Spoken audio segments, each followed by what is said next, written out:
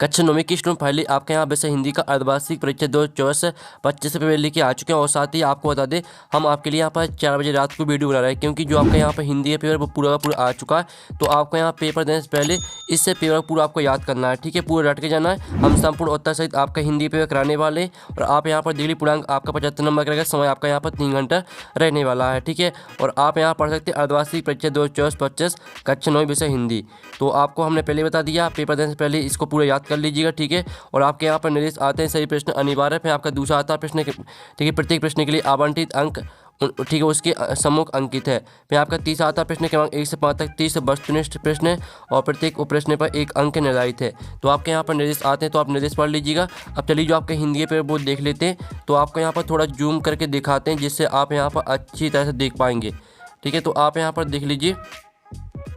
पहले तो आते हैं आपके यहाँ पर सही विकल्प का चयन कर लिखिए, जो कि आपके 6 नंबर के रहेंगे। तो पहला था वीरगाथा काल के श्रेष्ठ महाकाव्य का नाम है।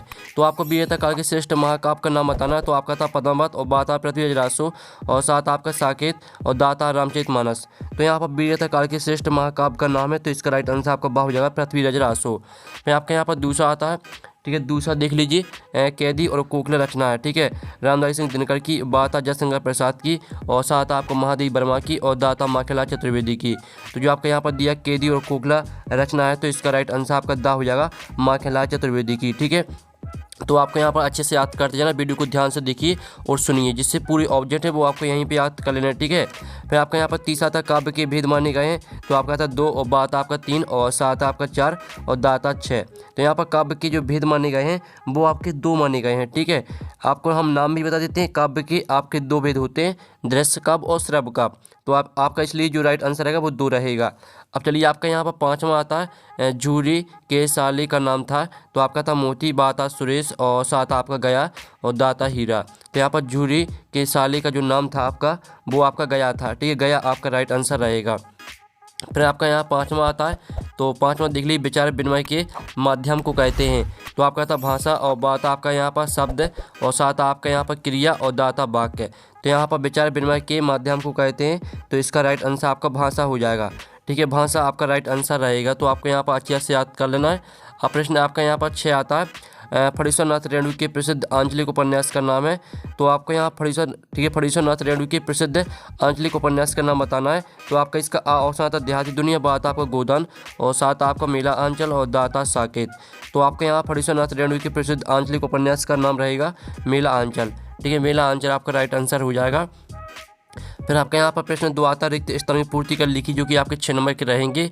तो आपका था कवि रसकन बार बार डॉट में जन्म लेना चाहते हैं। तो यहाँ पर कवि रसकन बार बार, ठीक है, ब्रज गोकुल में आपके यहाँ पर जन्म लेना चाहते हैं। फिर आपके यहाँ पर, ठीक है, पहले का आंसर ब्रज गोकुल हो जाएगा। फिर दूसरा आता कविता के शाब्दिक अनुशासन का नाम डॉट है। तो यहाँ पर कविता के शाब्दिक अनुशासन का नाम है आपका छंद, छंद आपका राइट आंसर हो जाएगा, ठीक है, दूसरी का। फिर जो आपके यहाँ पर तीसरा आता है, अर्थ अलंकारों में चमत्कार डॉट के कारण होता है। तो यहाँ पर अर्थ अलंकारों में चमत्कार, ठीक है, अर्थ के कारण होता है। तो तीसरी का आंसर आपका अर्थ हो जाएगा, ठीक है। तो आपके यहाँ पर अच्छे से याद कर लेना। फिर आपका यहाँ पर चौथा आता है रिक्त स्थान, महादेव वर्मा के बाबा उन्हें डॉट बनाना चाहते थे।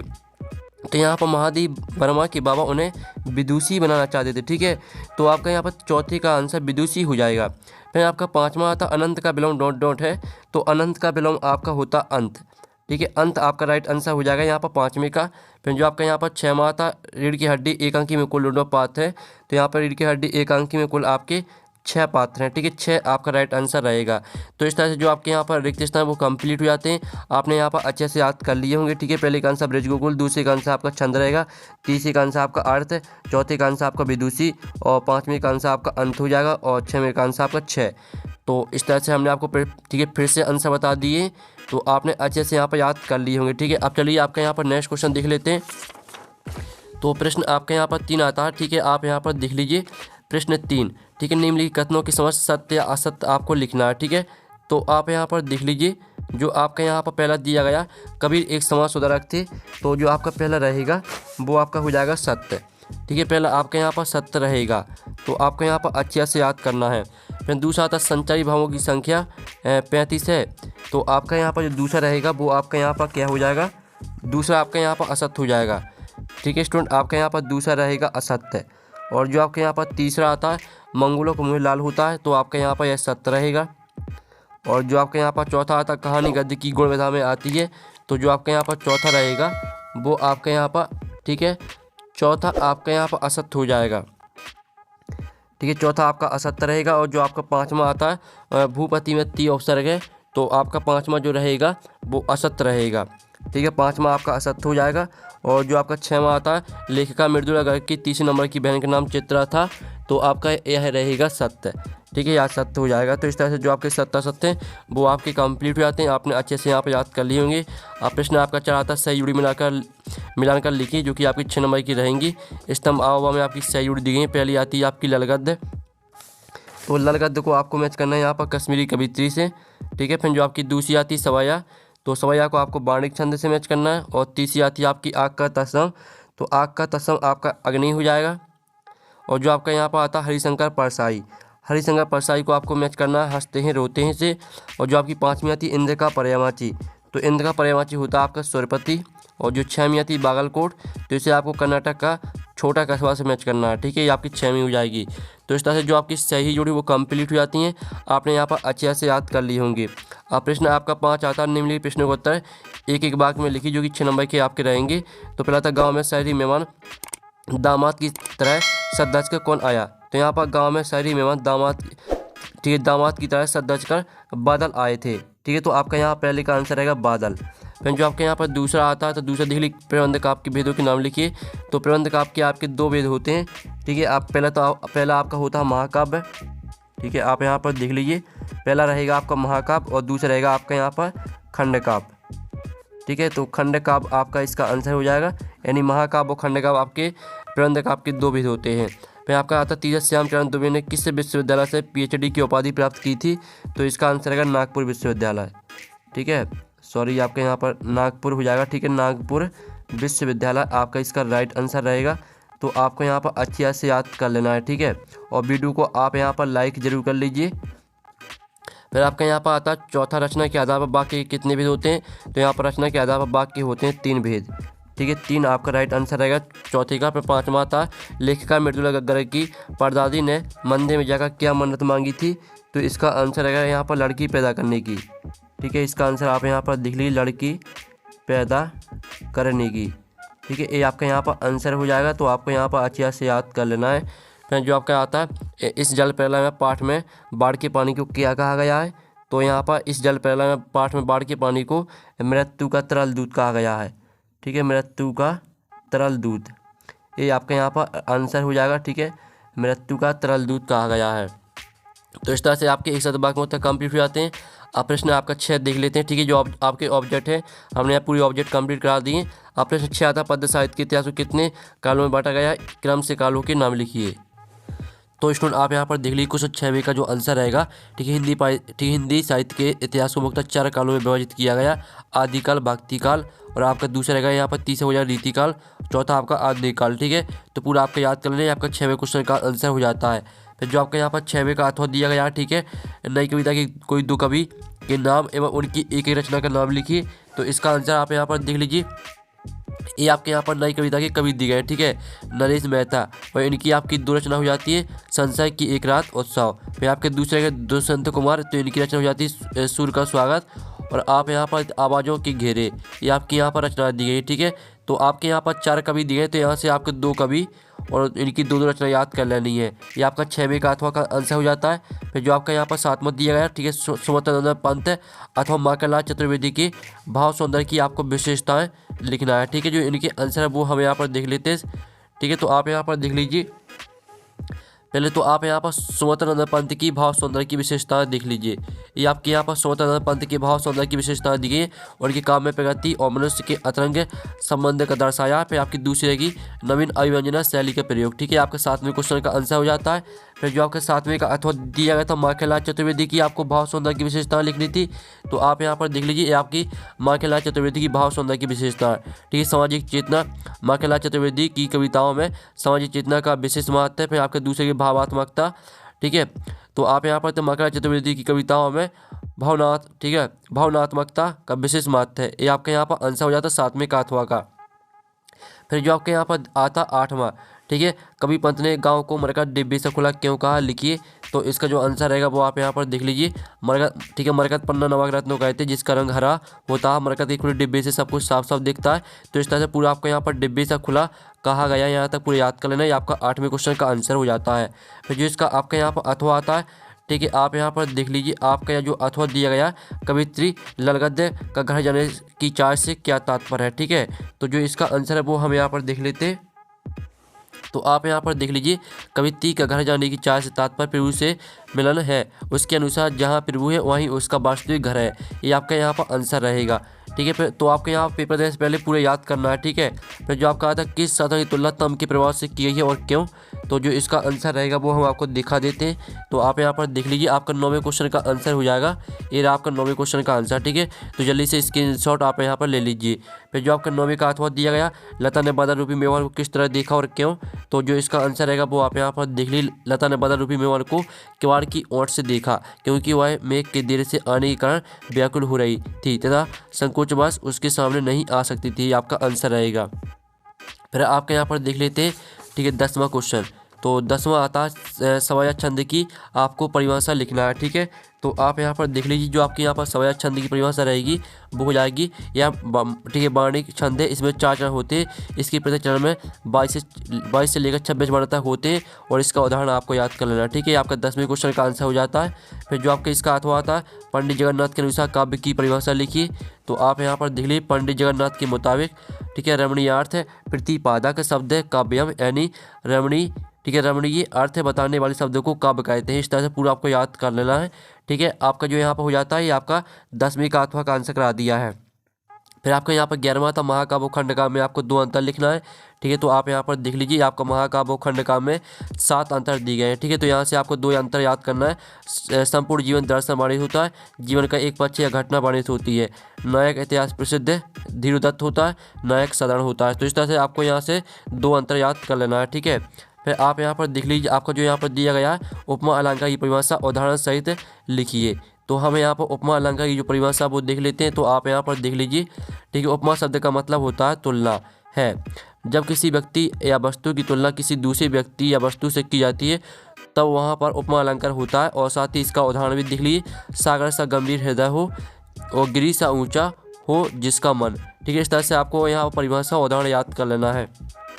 फिर आप यहाँ पर देख लीजिए, जो आपके यहाँ पर दिया, गद्य की प्रमुख विधाओं के नाम लिखिए।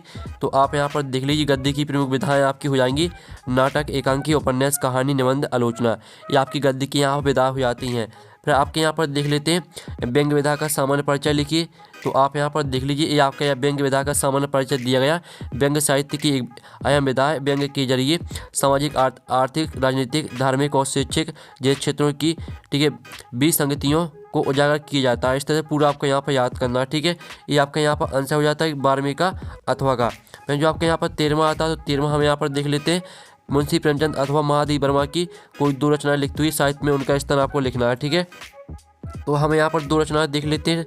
सबसे पहले तो आप यहाँ पर देख लीजिए, जो आपके यहाँ पर मुंशी प्रेमचंद की 2 रचना रहेंगी वो आपकी यहाँ पर गोदान हो जाएंगी, और दूसरी आपकी कर्मभूमि, ठीक है। और आपको यहाँ पर क्या करना था, आपको यहाँ पर भाषा देख लीजिए, ठीक है।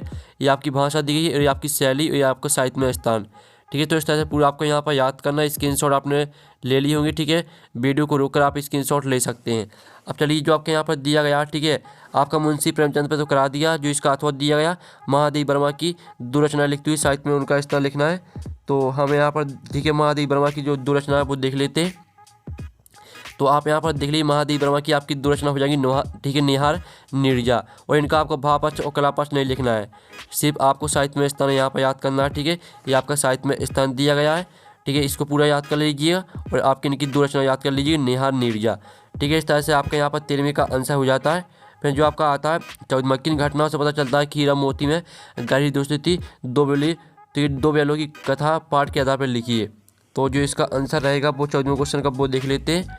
तो आप यहाँ पर देख लीजिए, आपका 14वें क्वेश्चन का आंसर है। तो इसको आपको पूरा यहाँ पर याद कर लेना, ठीक है। हीरा और मोती दोनों बैलों में गहरी दोस्ती थी, कहानी कुछ प्रसंगों के माध्यम से यह बात स्पष्ट होती है। तो दोनों पॉइंटों को आपको याद कर लेना है। फिर आपका जो यहाँ पर दिया गया है, लेखक राहुल, ठीक है, संकृत्यान ने डाकुओं से बचने के लिए कौन सा साधन अपनाया। तो जो इसका आंसर रहेगा वो आप यहाँ पर देख लीजिए, लेखक राहुल, ठीक है, सनकृत्या यानी डाकुओं से बचने के लिए एक चतुराई भरा साधन अपनाया। पूरा आपका यहाँ पर और सुरक्षित रहते थे, यहाँ तक याद कर लेना है पूरा का पूरा। फिर आप यहाँ पर देख लीजिए जो आपके यहाँ पर 15वां आता है, सालिम अली पक्षी प्रेमी कैसे बने लिखिए। तो आप यहाँ पर देख लीजिए इसका आंसर रहेगा वो आप यहाँ पर देख लीजिए। अपने बचपन के दिनों में सालिम अली ने अपनी एयरगन से एक नीले कंठ वाली गोरैया नामक चिड़िया को घायल कर जमीन पर गिरा लिया था और घायल गोरैया की दयनीय दशा देखकर उनको बहुत दुख हुआ। इस तरह से पूरा आपके यहाँ पर पक्षी प्रेमी बना दिया, यहाँ तक याद कर लेना है। ये आपका 15वें क्वेश्चन का आंसर हो जाता है, जो इसका अथवा आता है। लेखिका महादेवी वर्मा ने मेरे बचपन के दिन पाठ में अपनी माँ की किन विशेषताओं के बारे में बताया, लिखिए। तो आपकी जो विशेषता रहेंगी वो हम आपको दिखा देते हैं। तो आप यहाँ पर देख लीजिए, ये आपकी विशेषता दी गई, ठीक है। लेखिका ने अपनी माँ की निम्नलिखित विशेषताओं के बारे में बताया। पहली विशेषता रहेगी, दूसरी, तीसरी, चौथी, पाँचवीं। तो पाँचों विशेषताओं को आपको यहाँ से याद कर लेना है, ठीक है। और वीडियो को आप लाइक जरूर कर लीजिए, क्योंकि हाँ हम आपके लिए यहाँ पर 4 बजे रात को वीडियो बना रहे हैं, ठीक है। और फिर आपका 16वां आता फूलना समाना और आपका ईद का चांद होना है। तो इनका आपको, ठीक है, अर्थ लिखना और वाक्य प्रयोग करना है। तो इनका आंसर आप खुद कर लेना, क्योंकि बिल्कुल सलाह है। अथवा आता संधि की परिभाषा एवं प्रकार लिखिए। तो हम इस संधि की परिभाषा एवं प्रकार देख लेते हैं, ठीक है। तो आप यहाँ पर देख लीजिए, जो आपके यहाँ पर संधि की परिभाषा रहेगी वो आपके यहाँ पर हो जाएगी, 2 वर्णों या ध्वनियों के मेल या जोड़ को संधि कहते हैं। और संधि के प्रकार होते हैं स्वर संधि, व्यंजन संधि और व्यस्ताक्षर संधि, ठीक है। आपको परिभाषा याद कर लेनी है और संधि की प्रकार याद कर लेना है, ठीक है। तो स्क्रीनशॉट आप ले लीजिए। फिर आपके यहाँ पर देख लेते हैं, जो आपके यहाँ पर दिया गया 17वां, बाढ़ पीड़ितों की मदद के लिए हर नाव पर क्या क्या सामग्री होना आवश्यक है। तो आप यहाँ पर देख लीजिए, जो इसका आंसर रहेगा वो आपका यहाँ पर हो जाएगा, बाढ़ पीड़ितों की मदद हेतु हर नाव पर निम्नलिखित आवश्यक वस्तुओं का उपलब्ध होना चाहिए। लाइफ जैकेट, रेडियो या सेल फोन जैसे संचार उपकरण और प्राथमिक चिकित्सा सामग्री, बड़ी और मजबूत रस्सी, भोजन तथा पानी, ठीक है। इसको पूरा आपको यहाँ पर याद कर लेना है। फिर आप यहाँ पर देख लीजिए, जो आपके यहाँ पर दिया फर्नीचर रेणु के मित्रों के नाम लिखिए। तो आप यहाँ पर देख लीजिए, ये आपके यहाँ पर दिए गए, ठीक है। रेणु जी, ठीक है, रेणु जी के मित्रों के नाम जितेंद्र जी और विनीता जी बाबू और भैया इंदिरा जी हैं, ठीक है। आपके यहाँ पर रेणु जी के मित्रों के नाम हो जाते हैं। फिर जो आपके यहाँ पर दिया गया, ठीक है, 18वां क्वेश्चन जो कि दिया गया निम्नलिखित काव्यांश का संदर्भ प्रसंग व्याख्या लिखनी है। तो जो आपके यहाँ पर दिया गया, ठीक है, आप यहाँ पर देख लीजिए, मनुष्य हो तो वही रसकानी, ठीक है, बसा ब्रज गोकुल गांव के ग्वारन। जो आपका यहाँ पर ऊपर वाला है, ऊपर वाला हम छोड़ देते हैं, जो अथवा वाला है अथवा का आंसर देख लेते हैं, ठीक है। इसका आप संदर्भ देख लीजिए, ये आपका यहाँ पर संदर्भ दिया गया है, ठीक है। और साथ ही इसके आप प्रसंग देख लीजिए, आपका प्रसंग दिया गया है और आप ये व्याख्या देख लीजिए, ठीक है। तो इस तरह से आपका यहाँ पर इसका जो आंसर है वो कंप्लीट हो जाता है। और जो इसका आपके यहाँ पर, ठीक है, आपका 19वां क्वेश्चन आता है, निम्नलिखित गद्यांश की संदर्भ प्रसंग व्याख्या लिखिए। तो 19वां क्वेश्चन हम यहाँ पर देख लेते हैं। तो 19वां क्वेश्चन आप यहाँ पर देख लीजिए, ठीक है, 2 नोबेलों का ऐसा आपन कभी नहीं हुआ था, इस तरह से दिया गया। साथ ही इसका अथवा देख लीजिए। तो जो आपका यहाँ पर ऊपर वाला दिया गया, 2 नोबेलों का ऐसा आपन कभी नहीं हुआ था, तो इसका जो संदर्भ रहेगा वो आप यहाँ पर देख लीजिए, आपका संदर्भ दिया गया है, ठीक है। प्रस्तुत गद्यांश मुंशी प्रेमचंद द्वारा रचित कहानी 2 बेलों की आत्मकथा से लिया गया है। तो इस तरह से पूरा आपका संदर्भ याद कर लेना है। फिर प्रसंग देख लीजिए, ठीक है। और ये आपकी व्याख्या यहाँ पर पूरी की पूरी देख लीजिए, ठीक है। ये आपकी व्याख्या यहाँ पर दी गई, पूरी याद कर लेनी है। और ये आपका संदर्भ और प्रसंग, ठीक है। तो ये आपका हमने यहाँ पर ऊपर वाले का आंसर बता दिया है, जो अथवा वाला दिया गया, तो इसका आंसर आप खुद कर लीजिएगा। फिर आपका यहाँ पर आता है यातायात के नियम विषय पर एक अनुच्छेद लिखना है आपको। तो आप यहाँ पर देख लीजिए, ये आपके यहाँ पर यातायात के नियम विषय पे एक अनुच्छेद दिया गया, ठीक है। सड़क पर सुरक्षा के लिए केवल वाहन चालक को ही नहीं बल्कि प्रत्येक पैदल यात्री तथा वाहन में सवार यात्री को भी यातायात के नियमों का पालन करना चाहिए, पूरा आपको याद करना है, ठीक है। फिर जो आपके इसका अथवा आता है, भविष्य में आप क्या बनना चाहते हैं विषय पर अपने बड़े भाई के सम्मान लिखिए। तो इसका आंसर आपको खुद करना है, क्योंकि आपको बड़े भाई से सम्मान लिखना है, तो इसे आप खुद कर लीजिएगा। फिर जो आपके 21वां आता है, जो कि आपका आपृत काव्यांश से दिया गया, तो इसके 3 प्रश्न आते हैं। तीनों प्रश्न का आंसर आपको इसी काव्यांश से मिल जाएंगे। और अगर आपसे काव्यांश नहीं बनता है तो इसका अथवा आता है, जो कि गद्यांश आता है। गद्यांश काफ़ी सरल होता है। जो आपके 3 प्रश्न दिए गए, तीनों प्रश्न का आंसर आपको इसी गद्यांश से मिल जाएंगे। सिर्फ गद्यांश को आपको ध्यान से पढ़ना है। फिर आपका आता है 22वां, अपने प्राचार्य को स्थानांतरण प्रमाण पत्र प्राप्त करने हेतु आवेदन पत्र लिखिए। तो हम यहाँ पर आवेदन पत्र देख लेते हैं, ठीक है। तो आप यहाँ पर देख लीजिए, ये आपका आवेदन पत्र दिया गया है, ठीक है। पूरा आपको यहाँ पर याद कर लेना है, ठीक है। तो जल्दी से आप यहाँ पर स्क्रीनशॉट ले लीजिए, ठीक है। स्थानांतरण प्रमाण पत्र हेतु सेवा में श्रीमान प्राचार्य महोदय, साथ के उच्चतर माध्यमिक विद्यालय भोपाल, ठीक है। पूरा आपको याद करना है। फिर जो आपके यहाँ पर 23वां आता है, जिसमें आपको निबंध लिखना है। तो जो आपका निबंध है, निबंध मिल जाएगा आपको टेलीग्राम ग्रुप में। टेलीग्राम ग्रुप में आपको पूरे सॉल्यूशन का PDF और पेपर का PDF मिल जाएगा। लिंक वीडियो की डिस्क्रिप्शन में दी गई, ज्वाइन कर लीजिए, आपको पूरा सॉल्यूशन का PDF मिल जाएगा। तो हम नेक्स्ट वीडियो में, थैंक्स फॉर वॉचिंग।